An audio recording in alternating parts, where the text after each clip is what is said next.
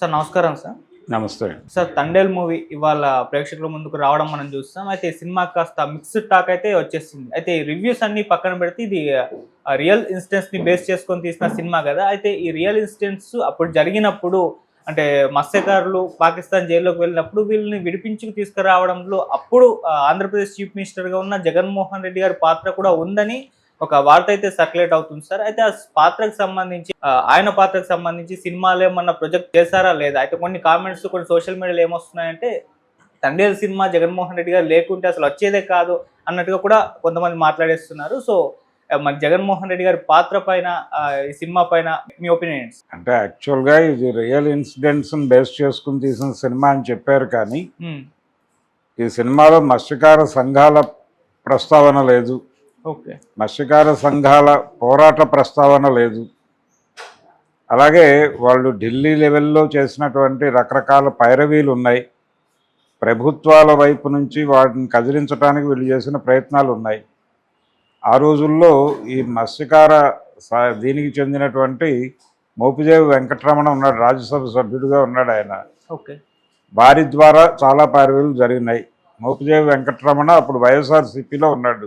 ఇప్పుడు ఆయన party ఫిరాయించాడు. Party ఫిరాయించి వారు తెలుగుదేశం పార్టీలో ఉన్నాడు ఇప్పుడు. ఒకవేళ జగన్మోహన్ రెడ్డి ప్రస్తావన చేయటం సినిమాకి ఇబ్బంది అనుకుని ఉంటే, జగన్మోహన్ రెడ్డి ముఖ్యమంత్రిగా ఉన్నాడు ఆ టైంలో, ప్రభుత్వం నుంచి వాళ్ళు మత్స్యకార కుటుంబాలకు సహాయం అనౌన్స్ చేశారు. అది కూడా ఎక్కడా ప్రస్తావించలేదు. అంటే ప్రభుత్వం సహాయం ఇచ్చింది అంటే అప్పుల వాళ్ళు వీళ్ళు తిండి లేక బాధపడుతుంటే అప్పుల వాళ్ళు వీళ్ళని టార్చర్ పెట్టడం అనే షాట్ ఒకటి పెట్టారు. కానీ ప్రభుత్వం ఒక 5 లక్షలు సహాయం చేసింది అనేది ఒక మాట ఉంది. దానికి సంబంధించిన ప్రస్తావన అసలు ప్రభుత్వాన్ని పట్టించుకోలేదు ఈ సినిమా. ఓకే. ప్రభుత్వాన్ని పట్టించుకోలేదు, మత్స్యకార సంఘాలని పట్టించుకోలేదు, వాళ్ళ పోరాటాలను పట్టించుకోలేదు, ఆ పైరవీని పట్టించుకోలేదు, బ్యూరోక్రాట్స్ ఎలా వ్యవహరిస్తారు ఇలాంటి విషయాల్లో అనేది పట్టించుకోలేదు. ఎంతమంది కష్టం వలన అక్కడి నుంచి ఒక పాజిటివ్ డెసిషన్ తెచ్చుకోగలిగారు అనేది లేదు. అదేదో దాని మానాన అది జరిగిపోయినట్టుగా ఉత్తరాలు వస్తూ ఉంటాయి. ఆర్డీఓ ఆఫీసో ఎంఆర్ఓ ఆఫీస్ నుంచో ఈ ఉత్తరం వచ్చింది అని చెప్తారు. అసలు అక్కడ కమ్యూనికేషన్ ఎలా ఉంది, వాళ్ళు అక్కడ నుంచి వీళ్ళని ఎలా కమ్యూనికేట్ చేశారు, వీళ్ళు వాళ్ళని ఎలా కమ్యూనికేట్ చేశారు అనటానికి ఏ రకమైనటువంటి ఒక సిస్టమ్ని ఫాలో కావాలి. అంటే వీళ్ళు అనుకున్న పద్ధతిలో సినిమా వీళ్ళకి ఇంట్రెస్ట్గా అనిపించింది ఒకటే ఎలిమెంట్. ఇందులో మనం దేశభక్తి చెప్పచ్చు, దేశభక్తి పేరుతో ముస్లింలను విలన్లుగా చూపించవచ్చు. ముస్లింలను విలన్లుగా చూపించడానికి పాకిస్తాన్ నేపథ్యం అద్భుతంగా ఉపయోగపడుతుంది. ఇది కనుక మనం బరస్ట్ చేయగలిగితే డెఫినెట్గా ఈ cinema pan India level hit అవుతుంది అనేది ఒక్కటే పాయింట్. వీళ్ళకి అంతకు మించి దీనిలో పాన్ ఇండియా మార్కెట్ని రెవెన్యూని చూశారు తప్ప ఆ రియల్ ఇష్యూస్ని వాళ్ళు పట్టించుకోవాలి. మార్కెట్ కోణంలోనే ఈ కథ కనెక్ట్ అయింది అరవింద్ గారికి. ఇందులో ఉన్నటువంటి పాకిస్తాన్ వాళ్ళు అమెరికా జైళ్ళలో వెళ్ళుంటే ఆయన పట్టించుకునేవాడు కాదు. అమెరికా జైళ్ళకు, ఈవెన్ బంగ్లాదేశ్ జైలుకు, శ్రీలంక జైళ్ళకు వెళ్ళినా పట్టించుకునేవాడు కాదు. పాకిస్తాన్ అనగానే ఆయనకు పూనకం వచ్చేసింది. దీనిలో ఒక అద్భుతమైన కమర్షియల్ పాయింట్ ఉంది. ఇంత కాన్ఫిడెంట్గా అరవింద్ గారి తప్పు చేయించాడని ఎందుకు చెప్పగలమంటే, ఆయన అఖండ సినిమా సక్సెస్ మీట్లో మాట్లాడాడు ఒకసారి చాలా కాలం క్రితం. మాట్లాడుతూ ఈ సినిమా శైవంలో నడిచింది, దీన్ని వైష్ణవంలో ఇలాంటి సబ్జెక్టు ఇంతే పవర్ఫుల్గా వైష్ణవంలో నడిపి పాన్ ఇండియా లెవెల్లో రిలీజ్ చేస్తే పెద్ద హిట్ అయ్యేది అన్నాడు ఆయన. అంటే ఆయన బ్రెయిన్లో దానికి సంబంధించిన ఆలోచనలు నడుస్తున్నాయి. ఈ మాట అన్న మూడ్లోనే దీన్ని ఖాయం చేశాడు ఆయన. ఆ రోజున అఖండ ఫంక్షన్లో ఆయన అన్న మాట అంటే చందు మొండేటి కూడా ఎక్కడ కనెక్ట్ అయ్యాడు ఆయనకి. ఆయన కార్తికేయ అనేటువంటి సినిమా చేశాడు. కార్తికేయ అనే సినిమాలో కూడా ఈ వైష్ణవం గొడవ ఉంటుంది, శ్రీకృష్ణుడి ద్వారక గొడవ ఉంటుంది. అది కనెక్ట్ అయ్యి పాన్ ఇండియా లెవెల్లో సక్సెస్ వచ్చింది అనేది అప్పటి నుంచి ఈయన టాలెంట్ మీద ఆయనకు ఒక బిలీఫ్ ఏర్పడింది. ఆయన ఆల్రెడీ ఆ ఆలోచన స్రవంతిలో ఉండటం వల్ల చందు మొండేటి కనెక్ట్ అయ్యాడు. చందు మొండేటి చేతిలో ఈ పాకిస్తాన్ అనేటువంటి కథ పెడితే వర్కౌట్ అవుతుంది అనే ఉద్దేశంతో ఇది యాక్చువల్గా వేరే వాళ్ళు ఎవరో తీసుకొచ్చారు ఈయన దగ్గరికి.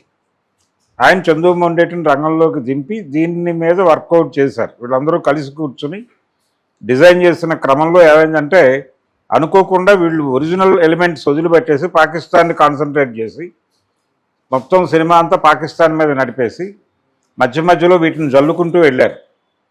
ఈ జల్లుకుంటూ వెళ్ళటం వలన ఏం జరిగిందంటే సినిమాలో ఈ మత్స్యకార సంఘాలు ఎగిరిపోయినాయి.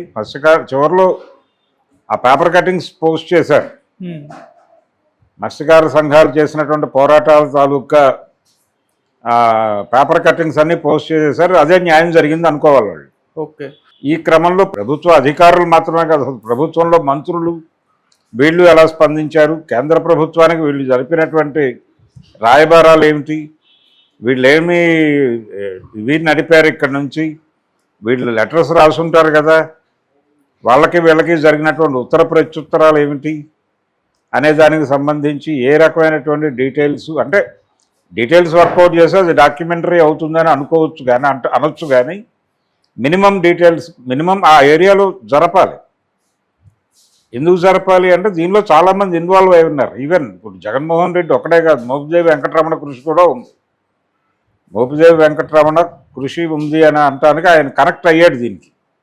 ఎందుకు కనెక్ట్ అయ్యాడంటే ఆయన కూడా అదే కాబట్టి, ఆయన కూడా అక్కడి నుంచి వచ్చినవాడే కాబట్టి ఆయనకి కనెక్ట్ అయింది విషయం. ఓకే.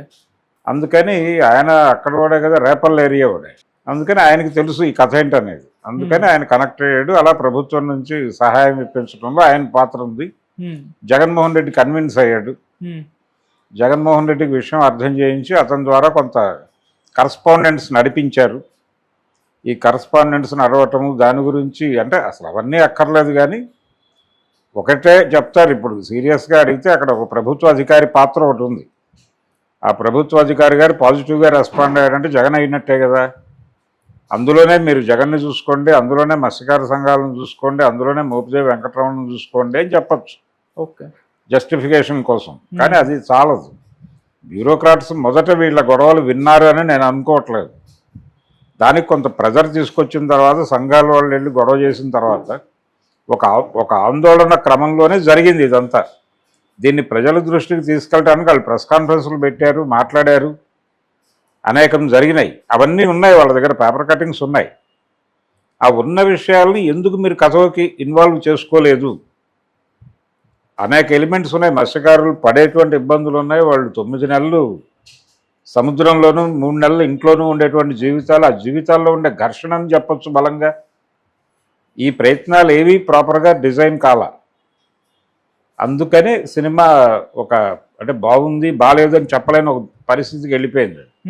సో ఇలాంటి అంటే ఇది మేము ఫిక్షన్ చేశాము అని చెప్పచ్చు. వాళ్ళు ఫిక్షన్ చేశాము, దీనిలో మాకు అవసరమైన ఎలిమెంట్స్ తీసుకున్నాం, మిగిలిన దాన్ని మేము పట్టించుకోలేదు అనొచ్చు. సుష్మా స్వరాజ్ గారిని చూపించారు, అది అవసరం కాబట్టి, మార్కెట్ అవసరం. అది ఇవి కాదు. ఓకే. ఇది మార్కెట్ అవసరంగా కనిపించలేదు వాళ్ళకి. పైగా ఇప్పుడు ఇర్రెలవెంట్ అనుకున్నారు. రిలీజ్ టైంకి వాళ్ళు ఎవరు అధికారంలో లేరు కాబట్టి అది అక్కర్లేదు అనుకుని ఉండొచ్చు. ఓకే. జగన్మోహన్ రెడ్డి అని కాదు, వాళ్ళు ముఖ్యమంత్రి ఒక ప్రభుత్వం తాలూకా స్పందన గురించి రికార్డ్ చేసుంటే బాగుండేది.